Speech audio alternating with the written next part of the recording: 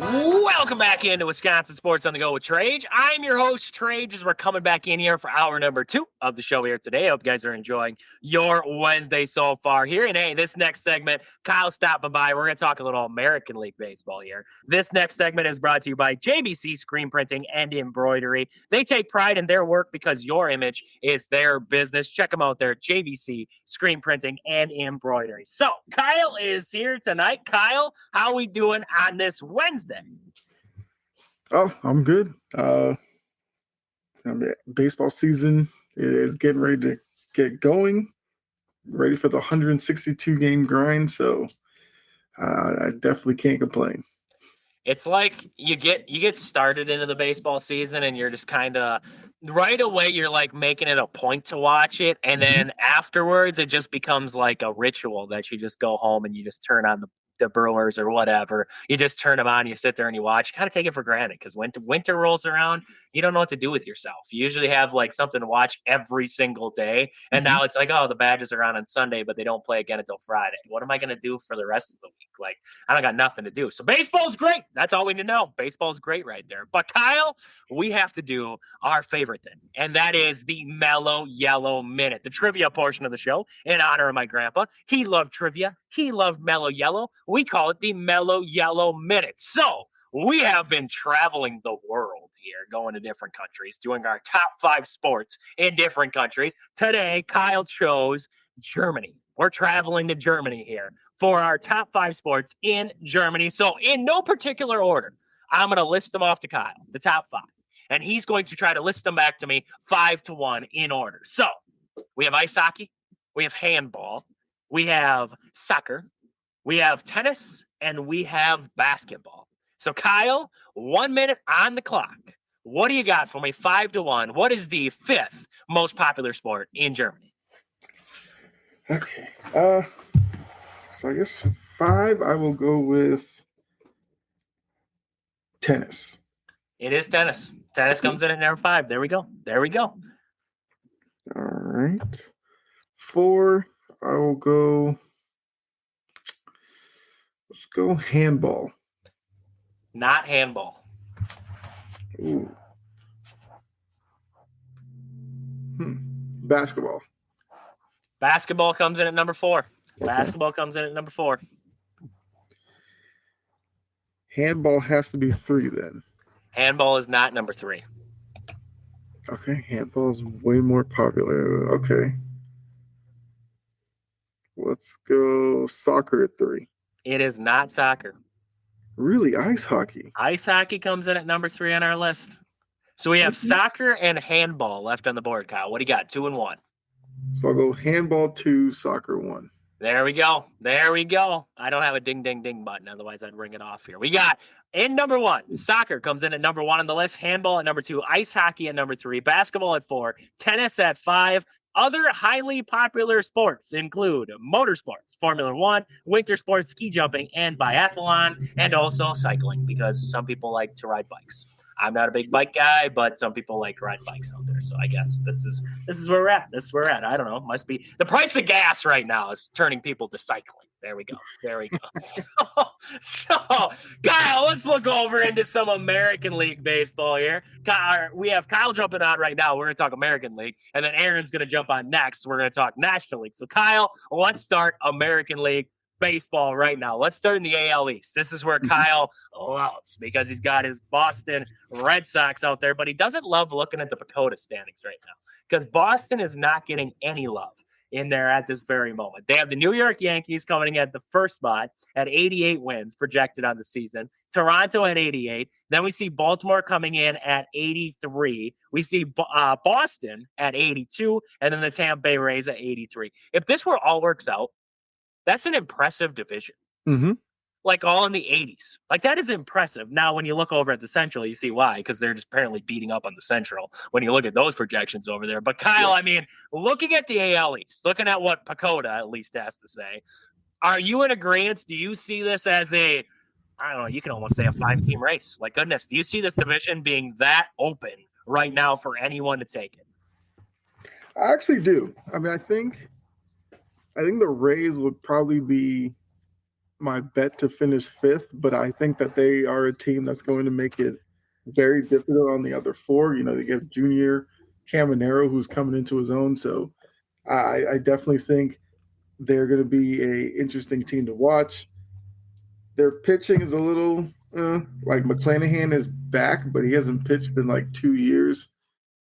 And then they're rolling out Steven Matz in their rotation. So we'll have to see what that looks like. But I think the top four could finish probably in any way.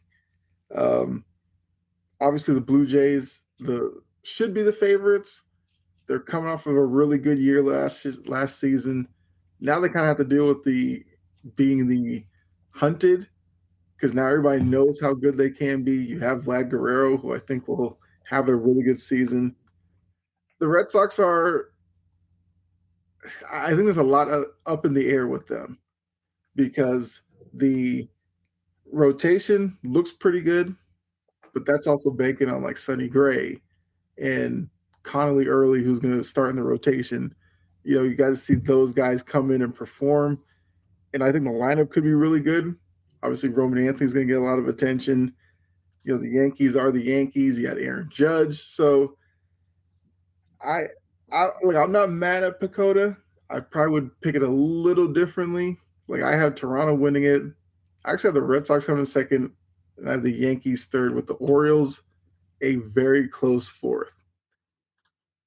It looks like, just looking at outside looking in, right? Just seeing it projection wise, seeing the lineup, seeing everything in there. It looks like you said, that it could be a 5-team. Like, this is going to be a tight division, like, for a while. Maybe one team's going to slowly start to separate a little bit. But all in all, this looks like it's going to be a really tough division to come out of right there. And, Toronto, they got to deal with the Bo Bichette-less, right? They're losing Bo Bichette now. So how do you recover from that? Because he was an instrumental piece to the run that they made and getting them to that point right there. So how do you recover from that, having that kind of influence in there and bringing in a new guy to replace that? All those big question marks that go into it. And then looking over at the rotation, they got decent guys in that rotation. But it always seems like with Toronto, it's the pitching staff that always is going to be the difference maker.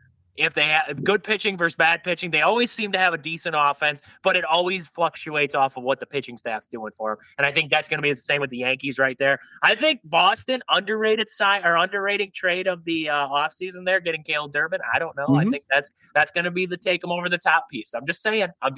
Everybody hates it, but I'm just saying Caleb Durbin's going to be that guy for him out there. He's got that green monster now. So he's little Kyle. So it's going to be like a Little League World Series out there for you. Yeah. Watching him hit out over top of the green monster.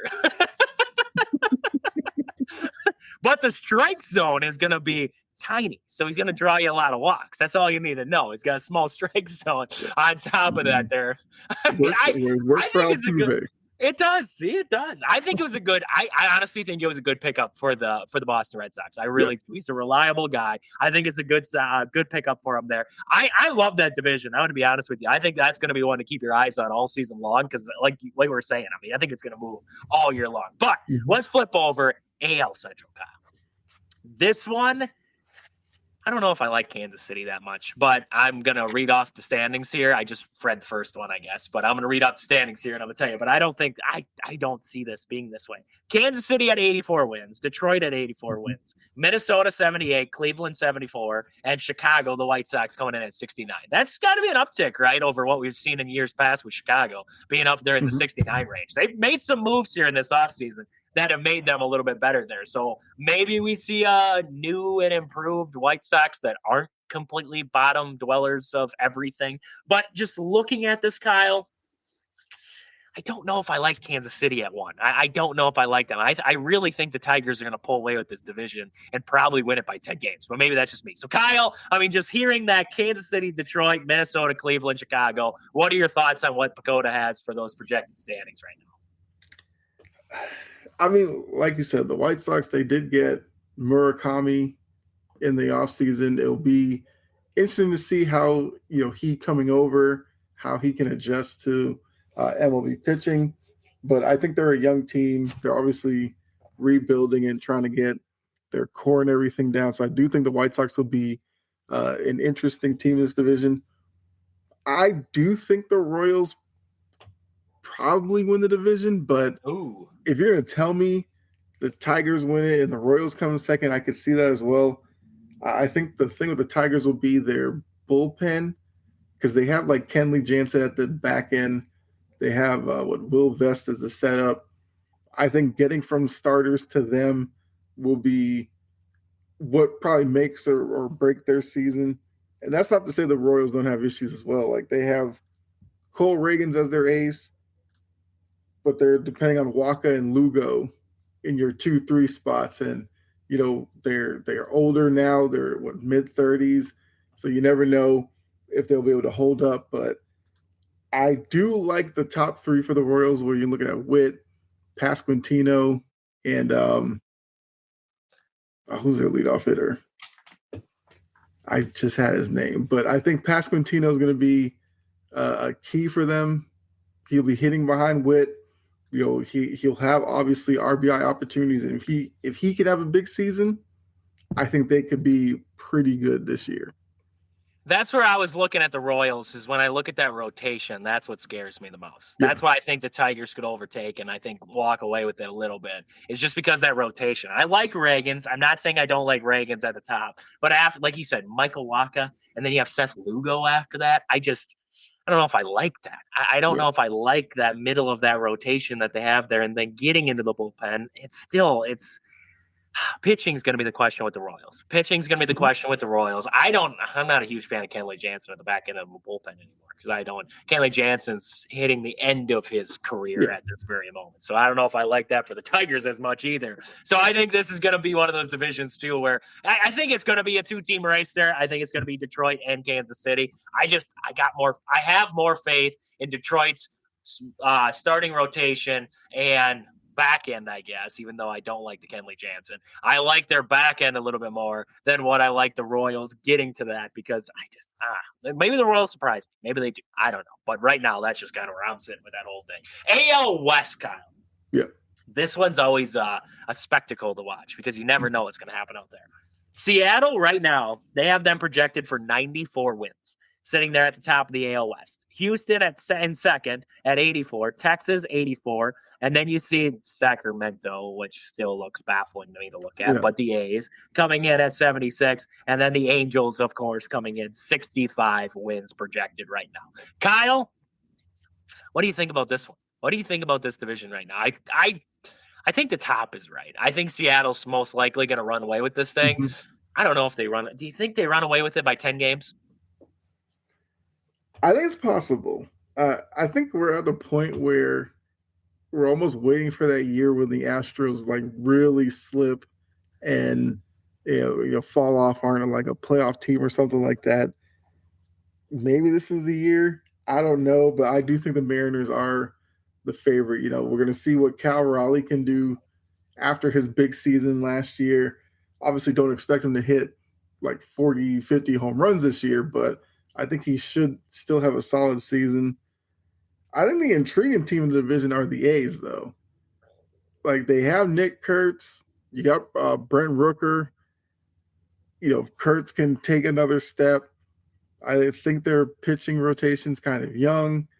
Like, they're a team that I think could surprise and maybe finish like third in the division, which I think would be a big step for them. The Rangers, you have Wyatt Langford. I do have some questions about the rest of their lineup, but I think they're going to be in that conversation with like the A's to finish third. I think the Angels are the Angels right now. Like, they have Zach Neto, which is great. They still have Mike Trout. He's obviously older now, but yeah, they're just not ready to really compete for anything. So I do think the Mariners are the class of the division, and I think the Angels are probably the worst in the division. Those are probably the two easiest things to predict. 2, 3, and 4, I could see like any combination of those three teams.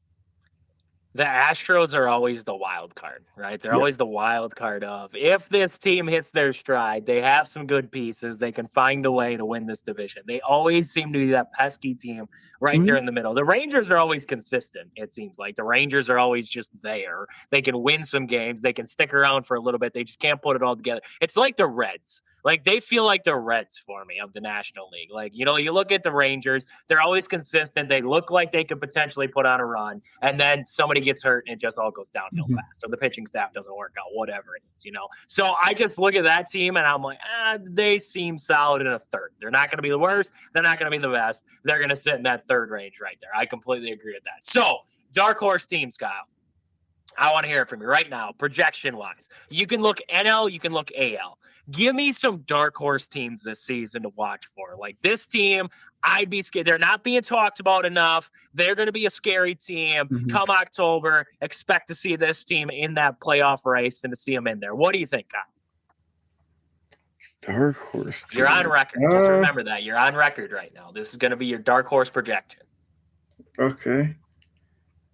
I mean, I don't know if the Orioles really count as a dark horse team, but they did add Pete Alonso. You know, that lineup, you still have Gunnar Henderson and guys like that. I think the Orioles was a couple of years ago, they had their time when they had a really good season, kind of fell back last year. I think they could be in for a little bit of a bump this year. Biggest thing is going to be Helsley in the closer role, because Bautista, I believe, is still coming back from like shoulder surgery, I believe. And Helsley was good 2 years ago, but last year was, you know, a little iffy for him. So if he can regain his form from 2 years ago, Orioles could be that team that might surprise in the AL East. I mean, outside of that, maybe Cleveland. You know, Jose Ramirez is obviously another year older, but he just is just producing year in and year out. Stephen Kwan is a guy I absolutely love. He kind of took a step back last year, and if you look at his numbers recently, it's almost like every other year he's a 300 hitter. So based on that trend, he should be a 300 hitter this year, which would obviously set the table for Jose Ramirez a little bit more. So those would probably be the two teams for me. And like I said, the A's, I don't know if I would put a lot on them this year, but I think they'll be fun to watch at least. I like that. You know, Cleveland's always a scrappy team. The Brewers of the AL, right? They find a way to win games. Well, I don't know. I'd say the Rays are the Brewers of the AL. I can't say that's the Guardians there, but the Guardians definitely find ways to win games in unorthodox ways and make things happen. So I don't hate their rotation either. With Bebe still in there, and then they have, I think, Logan Allen's still in there, so they have a decent enough rotation too. So we'll kind of see what happens there. Dark horses for me. I don't think there's any. I look at the NL West. I think Arizona is going to be better than what they say. I think Arizona is going to be a little bit better. They haven't projected for 79 wins right now. I could see Arizona kind of being a little bit better than that right there. Outside of that, not really anything off the projections that I'm seeing right now. I think, well, the Brewers, I guess I could say the Brewers could be a dark horse team because nobody thinks the Brewers are going to be good again. So I could say the Brewers would be a dark horse team. But I want to get your take, Kyle. Do you think the Brewers will be a dark horse team this year? Right now, they haven't projected for 81 wins. They don't think much of the Brewers right now. Do you feel like the Brewers, what are your thoughts on them? You think they're going to be better or worse than what we saw last season?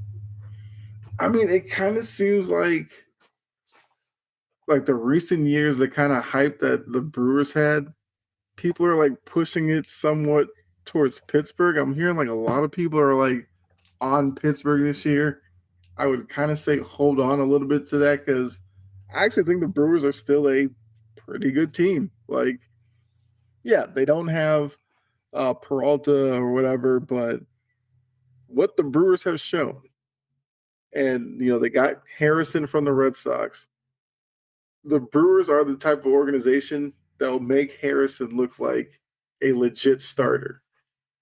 And he's their number 4 pitcher, so there's not a lot of pressure on him. And I do think he has the stuff to be a good starter. So I wouldn't be surprised, like I said, if he's like a double-digit win guy in Milwaukee. That's just what they seem to do with young arms. So I think they are a team that could sneak up on people. As crazy as that sounds based off the last couple of years, but Every year it seems like they just want to get down on the Brewers. But hey, I like that, Kyle. I like that. Kyle's got the confidence. We've got the confidence. That's all we need right there. So, Kyle, thank you as always for stopping by tonight. Let the people know where to find you out there across social media. yeah, so if you go Facebook, YouTube, Podbean, Chomping at the Bit, easiest way to find me. Make sure you guys check him out. He's got fantastic stuff there across Podbean, across social media. Make sure you guys check him out. He's got great stuff. I was on with him the other night there. We had a great talk over there. We're going to have more like that across his network there. So make sure you guys check him out there. Chomping at the Bit. So when we come back, Aaron's going to stop by. We're going to talk the National League side of this, talk about the projections over there and what we're kind of seeing out of that. We'll be right back here. I'm Wisconsin on the Go with Trage. I'm your host, Trage, as we're coming back in here on this Wednesday. And hey, this next segment of the show here, a good friend of the show, Aaron, is stopping by. We're going to talk a little bit about some NL baseball, get over to the National League side of things. This next segment is brought to you by Badger Tree Care. Do you got a tree that's become a problem? You know, you just had that 2 feet of snow, and maybe this tree just appeared in your backyard. You're like, where did this thing even come from? I don't know, right? The snowplow maybe pushed one in. Who knows, right? Crazy stuff happens. You need to get that thing taken care of. Call our friend Trevor Barth at Badger Tree Care. He'll come in there. He'll get rid of that thing for you. Your yard will look fantastic. That's what he does. He does great work, full cleanup, everything like that. Check him out there, Badger Tree Care, Trevor Barth. So Aaron is here tonight. Aaron, how we doing on this Wednesday? Yeah, it's an honor to be back on the show here. It's fun, always a good time with you. You bring all the juice, So, I'm excited to talk some baseball. We're finally, I don't know about you, Trage, but it has felt like I know time flies, but it still felt like a long January, February, and now, as we approach, the end of March. But I'm ready for it to start. I am ready for the baseball season to get going and kind of get some spring weather going as well. You know what does it? It's when your NFL team stinks and they get knocked out of the playoffs early, and your March Madness team, your Badgers, get knocked out early, and you just have to have these long periods of waiting for another thing to start to feel good about yourself. It's the constant cycle of Wisconsin sports. I mean, Aaron knows this. It's the constant cycle where they get your hopes up, you're feeling really good, you think they can make that run, and then bam, it's done. Like, that's just how it goes every time. That's just how it goes every time. I mean, it's disastrous every time there. I got tea tonight, Aaron, though. I'm not bringing juice. I'm bringing my Arnold Palmer half and half iced tea lemonade thing. I don't know.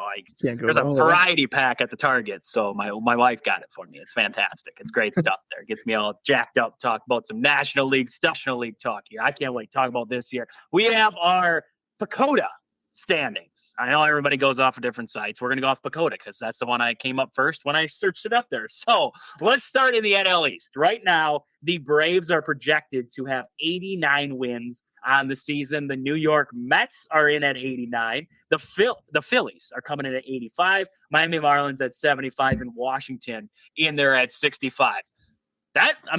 If that stacks up the way that they have it projected at, that's a pretty good division right there. I mean, you're probably going to be talking about the division winner getting into the playoffs. And then also, I mean, you're going to probably have at least one of the wild cards, right? If not two wild card teams coming out of that division. So, I mean, Aaron, just kind of looking at the NL East right now, this is where you are because he's a big Philadelphia Philly fan. He's out in Philly there, so he's a big Phillies fan out there. But, I mean, looking at this division right now, is that kind of where you see it shaking out? Or, is that is there a 3-team race out there in the NL East right now? I'll tell you this, Trage, like it is tough to say. I mean, your guy, was it David Stearns, right? He was with the Brewers there for a while. Yep. Jumps over to the Mets, the Metropolitans. And he, at first he didn't really do too much. He didn't rock the boat. I think their ownership finally let him have, keys to the team. And I mean, he let Pete Alonso go to Baltimore. He actually shopped Lindor for a while, which I was like, wow. I mean, they're really trying to shake things up. But they bring in some guys. They bring in Bo Bichette. Obviously, he's going to play third, and he might make 300 errors this year. I don't know how that's going to work because I've already seen him, kicking the ball around. They bring in like an aging Marcus Semien. I don't know about like Luis Robert comes over from the White Sox, who, I mean, he puts up good numbers, but it's a lot of new pieces. I'll say that, which I guess for the Mets, you had to do something. Last season was abysmal. The Braves, so the Mets are a question mark to me. I'm just 50-50 on them. I don't know. I don't fully trust their rotation either. That's kind of where I'm like, I don't love their rotation on paper, but and then Devin Williams, your former Brewer there, comes over from the Yankees to, cross town to the Mets. He was shaky last year, to say the least. So they lose. They lose. I forget the guy's name to the Dodgers, but their longtime closer, Edwin Diaz. Yeah, the trumpet guy. So, the Mets are a big question mark. I'll put it that way. Braves, same type of thing. I know the Braves don't really fall off for too long. They're a pretty consistent franchise, but obviously getting Acuna back is huge. But did they make earth-shattering moves? Not really. I mean, even their rotation's about the same. Strider, not the best year last year. And I'm not trying to be a homer. I don't know if, and I don't even love the Phillies roster. I really don't. But I don't know if either of those two teams are better than the Phillies right now. I mean, are they close? Yeah, I think all those teams, to your question, all those three teams can compete for the division. I'm not sure where they're getting. I'll pull it back up here. I guess 4 games. They could say those teams are 4 games better than or 5 games. Sorry, than the Phillies. I mean, sure, I guess so. I think they're basing. We don't know what Zach Wheeler is going to come back fully from that blood. I think a blood clot or something like that. I can't remember, but last season, and he put him out of the whole postseason. So I love Duran coming out of the Phillies bullpen. That was a huge signing trade from the Twins. So I think the Phillies have the best closer in the division. Whether that matters a whole lot, I don't know yet. But yeah, I probably would still put the Phillies 2 or 3 games above. I want to say Atlanta. I just don't know what the Mets are. I mean, they're probably ceiling 90, 93, 92 wins, and then floor they could be under 500. I don't know. The Mets are just a wild card to me. Right. There's a lot of pieces in there that, and David Stearns, we trusted for many years in Milwaukee. And now that he has money to spend with the Mets, I don't know. He could just go crazy with it and figure out a way to work. He made it work in Milwaukee with no money. So now with the Mets, if he can make it work with a lot of money, wow. Okay. So, right now looking at the NL East, like you said, it's a 3-team race, but maybe it's a little flipped on its head. It's a lot of wild cards in there to see what's kind of going to happen there with some of these teams. If it all works out with the Mets, now bringing in, like you said, Devin Williams, having Freddie Peralta come over. There's a lot of moving pieces. See if it works out there with the Mets. So, yeah, definitely going to be an interesting division right there to watch. And never count out the Nationals. Never count them out. Maybe, just maybe, they're going to have a 2019 season again and just run it back and just roll it. Maybe, is Steven Strasburg still in the books? Maybe he'll come back from injury. I don't know. Wow, I think he medically retired from the game. I don't know if he can ever. I was a big Strasburg guy, though. He was special. They've had a lot of talent come through that organization. It's crazy. If you look at all, Soto was in that, Trey Taylor. It goes on and on. Harper. It's just.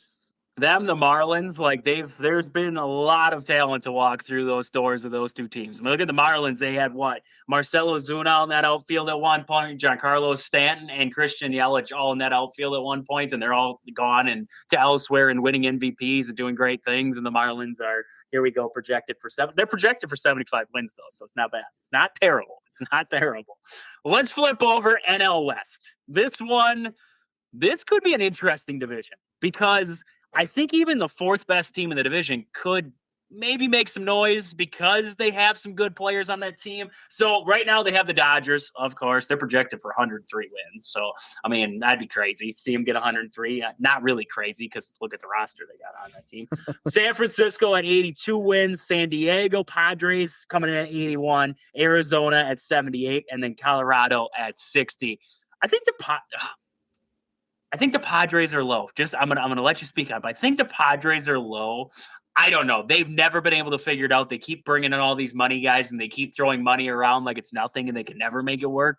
I feel like when I see 81, it just feels low for the Padres as projection. They probably will end up at 81 wins just because they screw up a lot and they don't know how to put it all together. And it's the worst thing for them. But they have some really good talent on that roster. So I just feel like 81 might be low for projection, but it might be where they sit. So Aaron, I mean, NL West, what do you see out there? Yeah, I'm in the same boat as you again there. I just think I do think one of these years maybe the Padres find I mean, the Dodgers can't go on forever, right? Somebody in the NL is going to, I mean, I would hope, get the Dodgers out of there at some point or another. But yeah, I mean, them bringing out, and not that Nick Castellanos is like insane, but he's in a contract year.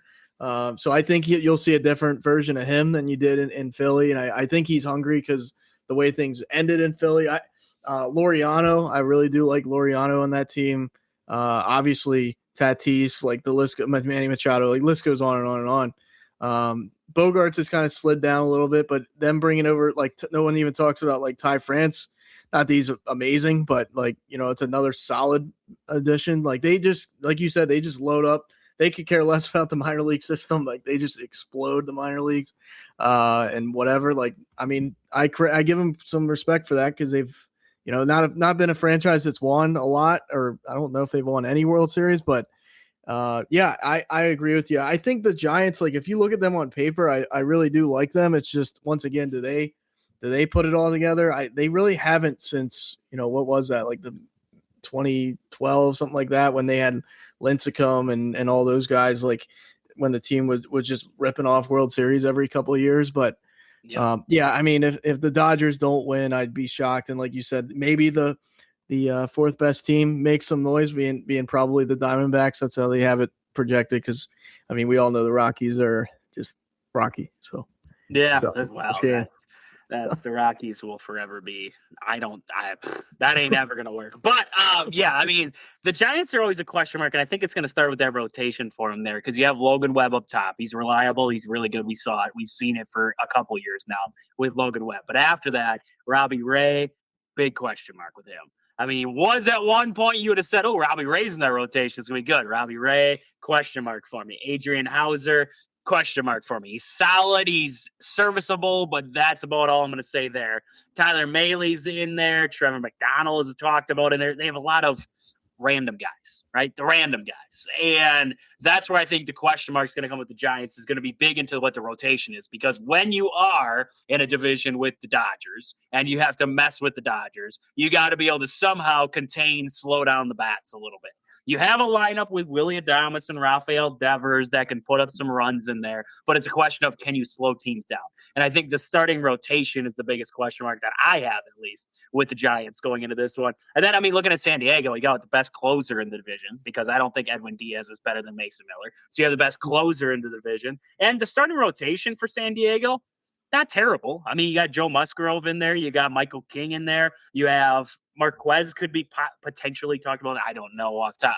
I don't have the Padres on speed dial to figure out who's actually going to make this thing. But just looking through the guys that are possibility, and their Pavitas in there. So you have some decent guys in that rotation. But all these teams in this division, it's going to come down to who has the pitching to be able to compete with the Dodgers. Because the Dodgers, we know it. They have enough pitching to go on for days. And then on top of that, they have a really good lineup to talk about on top of that. But when you have a rotation of Yamamoto, Snell, Glasnow, Ohtani, and I mean, if they consider Roki Sasaki in there as a starter, I don't know what they're going to consider him this year. Last year, I think he was there in the bullpen for a while. So whatever they consider him this year. And on top of that, you still got Gavin Stone and guys like that to talk about. So that rotation is just ridiculous. But we know for a fact that half those guys will spend the year down in Arizona and magically be healthy when the postseason rolls around. I don't know how it always works, but they're always hurt for a majority of the year. Then they come back. So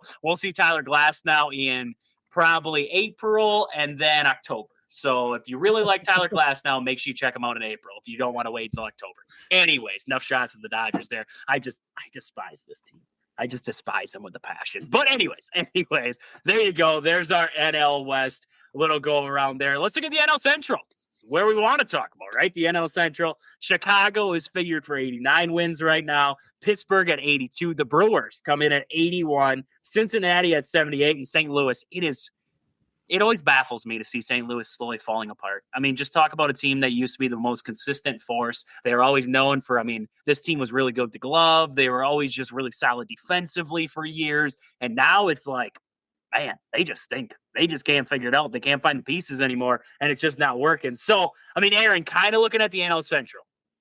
What are you seeing here? Chicago in first, according to PECOTA, and then you have Pittsburgh and Milwaukee coming in there in that top three. What are your takes on this division here?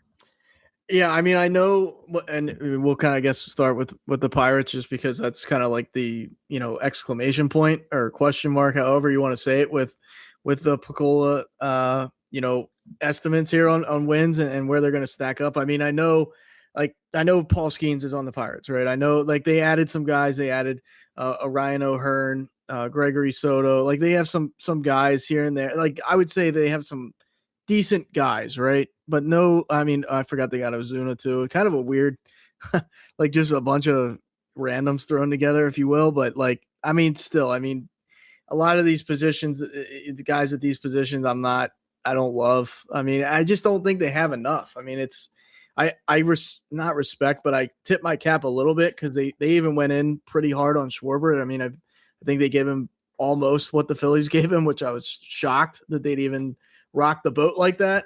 Maybe there is a change of the guard and they're slowly moving into an ownership that they're like, okay, we're actually going to try now, or a philosophy, I should say. But I right this second though, I still can't.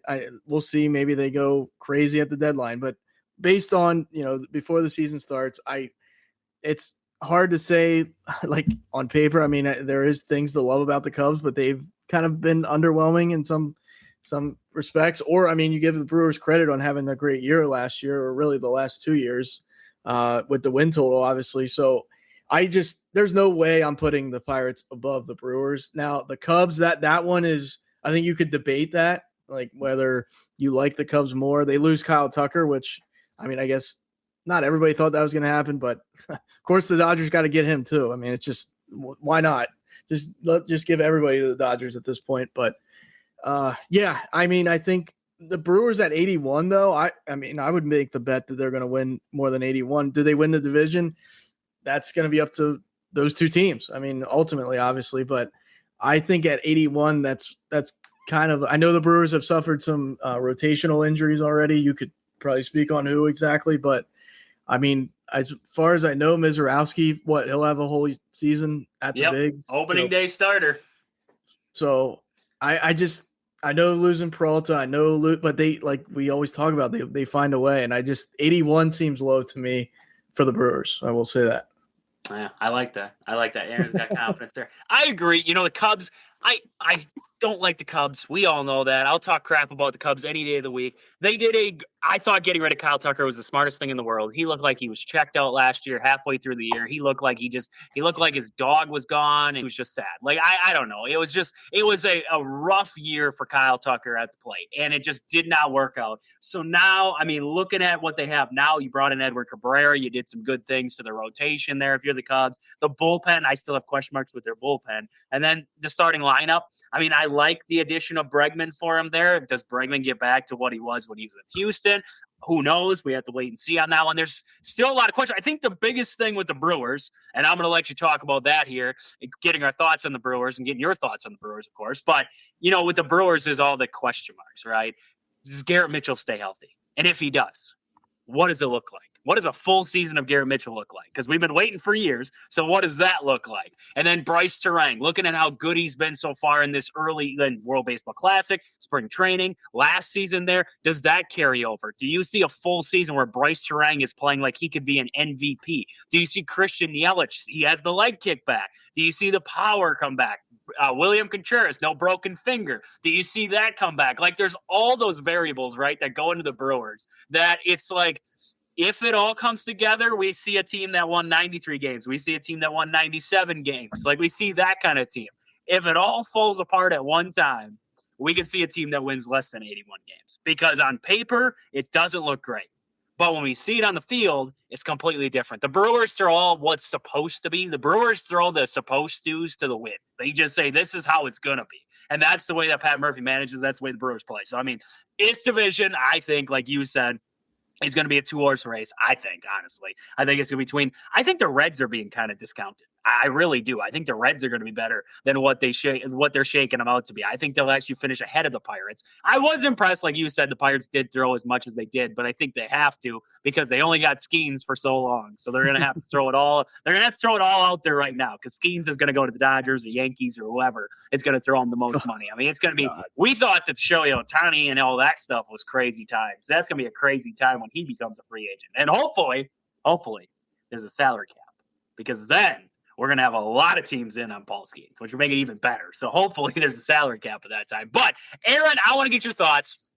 Last but not least here, I want to get your thoughts on the Brewers. Will they be about the same as last year? Will they be better? Will they be worse? What are your thoughts on this Brewers team coming into this 2026 championship season? I have to make sure I add that at the end. Win total wise, I think they might take just a tiny bit of a dip. I'm not saying they're going to go from what trade you said 91, 97. 90. Yeah, see that's franchise record.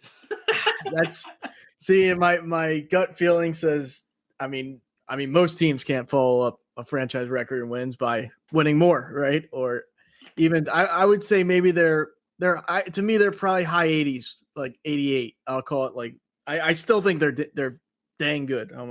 Almost let the D word slip there. But they are I think they're good. I mean, I don't think I saw they lost Rhys Hoskins. I don't think that's like, oh my God, the sky is falling type of thing. Right. I forget. Let me see. I just pulled it up who their third baseman is they brought over. Luis Rengifo.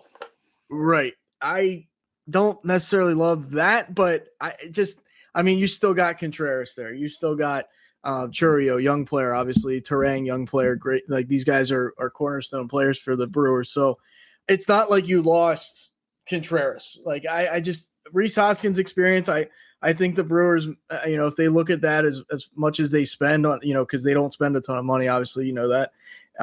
Do they regret the Rhys Hoskins deal? If you ask them, probably behind closed doors, probably, just because he didn't pan out like they probably thought. But, you take a flyer, like you didn't know because he was coming off that horrific injury with the Phillies. And it was like, okay, well, on paper, he looks great. And it was one of those, like, we'll see what happens. And you take that risk sometimes. But, yeah, I think I only say they drop a little bit because of them trading Peralta. I know they always find a way, but just kind of some of these injuries, I think it'll catch up to them to a certain degree. But once they hit their stride, I think the Brewers are one of those teams like we talked about off air. It's like if you look at not the Rays maybe last year or last couple, but for the longest time, if you would like watch how the Rays play, they'd be teetering around 500 and boom, they just hit this like 2 to 3 month stride where they're winning like 65 to 70% of their games. They remind me of the modern day Brewers. Like that's just once they're in like full trot of the season, I'm like, I don't really think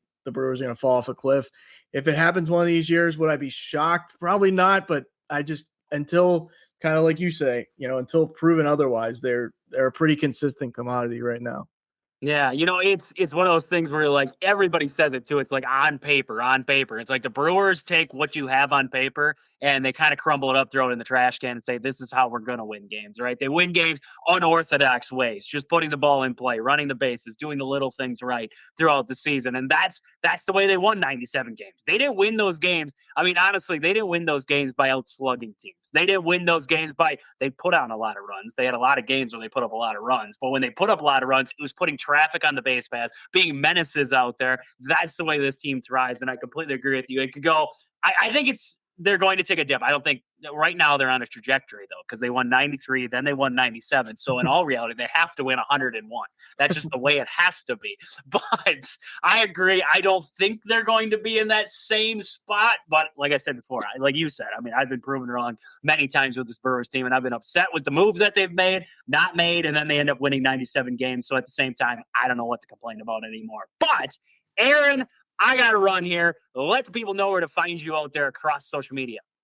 Absolutely. Yeah, it was great coming back on here. So I'm on probably most active on TikTok at @BrutallyHonestSports _ on Twitter at BrutallyHonest, no T, and then on obviously the podcasting platforms at BrutallyHonestSports. But yeah, looking forward to it, Trade. It should be another good season for you. I don't think Brewers fall off a cliff and you're like checked out by June 30th. That would be. I would hate to see that for you. I would hate to see that. So, well, we'll have you back on here before June 30th, so you'll see if I'm checked out or not. We'll have him back on. Aaron will be back on. He'll be talking baseball with me as the season goes on here, so we'll make sure to have him back here. But thank you, as always, Aaron. When we come back from the break, we're going to continue this Brewer talk here on the backside of the ad break. We'll be right back here on Wisconsin Sports on the Go. Back into Wisconsin Sports on the Go with Trage. I'm your host, Trage, as we're coming back in here on this Wednesday, this wacky Wednesday. I've been all over the place here, but we've been talking a lot of Brewers, a lot of baseball. This next segment, we're going to do our Brewer bold predictions for this upcoming season. This next segment is brought to you by Foreman's Hardware. They offer you everything from home essentials to farm supplies. House to farm, grills to drills, Foreman's Hardware has got you covered. Visit today in Loyal, Colby, or Medford, Wisconsin. Tell them I sent you down there. Get 5% off your purchase down there in Loyal, Colby, or Medford at Foreman's Hardware. So I want to get bold predictions for this Milwaukee, the 2026 championship season, right? That's what we got to call it, the 2026 championship season. My bold predictions. And I want to start right away with my big one. And that is Jackson Chourio will go 30. He's going to be in the 30-30 club. I got it. He's going to. I got that feeling. I don't know. Jackson Chourio has been very underrated, very consistent over the past couple seasons now. I don't think, if you go off of big time media, right? They don't talk about him a lot there. They don't think that he's quite the star that we think that he is. But Jackson Chourio has been solid for the past couple seasons here. 275 in 2024. Last season, they're 270. He had 21 home runs both seasons. And then you look at the stolen base numbers. He went 20 plus in both seasons. Both years, though, 2024, he played 148 games. 2025, he played 131 games. I expect that to be uptick this year. I think he's going to be in the 30-30 club. No doubt in my mind. 30-30. The question always with Jackson Chourio, and this is a question that I got earlier that I didn't even hit, is Jackson Chourio's aggressiveness at the plate a bad thing? Is it a worry? Is it an issue? Yes, to an extent of it gets you into it leads to strikeout issues, right? And that's a problem that you have with Jackson Chourio would be the strikeout issue. But outside of that, Jackson Chourio has been nothing but consistent. He's been a solid bat for you. Pitchers know that he will chase, that he has the occasion to chase, right? And it's going to be a question of, can Jackson find it to be patient at the plate, wait for his pitch? I think a guy like Daniel Vogelbach coming in there to work with these hitters adds some patience to that. And I think maybe he's able to help Jackson Chourio kind of work through that. So Jackson Chourio, 30-30 club. Bryce Terang is going to hit 25 plus home runs. He's going to get those stolen base numbers back up. And he's also, maybe this one is more of a bold prediction than my Jackson Chourio. He's going to be in the MVP conversation. Yeah. Go with it. Run with it. Bryce Terang he is hitting Oppo home runs right now. No doubt Oppo home runs right now. And when Bryce Terang, when they find it to the opposite field, they got it pull side. And Bryce Terang's got it both ways right now. He can take the ball to all fields. He's got the ability for power. He's also got the ability just to plug a gap. Bryce Terang, and just lay a bunt out and beat it out. He's got the glove to go along with it. If you get Bryce Terang with a solid glove, he's bringing that big bat now. Bryce Terang, 25 plus home runs, and in that MVP conversation, I'm all for it right now. I am in for it. That's my bold prediction right there. Joey Ortiz. Here's one that people wanted to hear. Joey Ortiz will find a little bit more consistency at the plate. He's going to bat around 250. I'm calling it. And people are like, 250? That's not even that high. Yeah, it is. All right? Yeah, it is. 250. If Joey Ortiz can hit me 250, I take that to the bank. I take it. I'm good with it. Because from what we've seen over the past, couple years, 250, solid. Last season, wasn't there. 2 years ago, started out well, went downhill. If he finds it and hits 250, I can live with that. And it's a solid year for me. So I think Joey Ortiz is going to hit 250. Here's one of my pitching ones. Brandon Sprout, he's going to lead the team in strikeouts.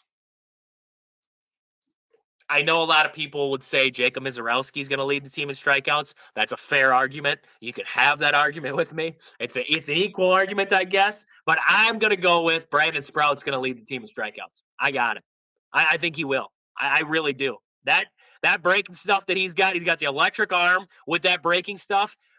Whew, he's going to be good. Give me Brandon Sprout, lead team in strikeouts this season. Kyle Harrison, I think, is going to be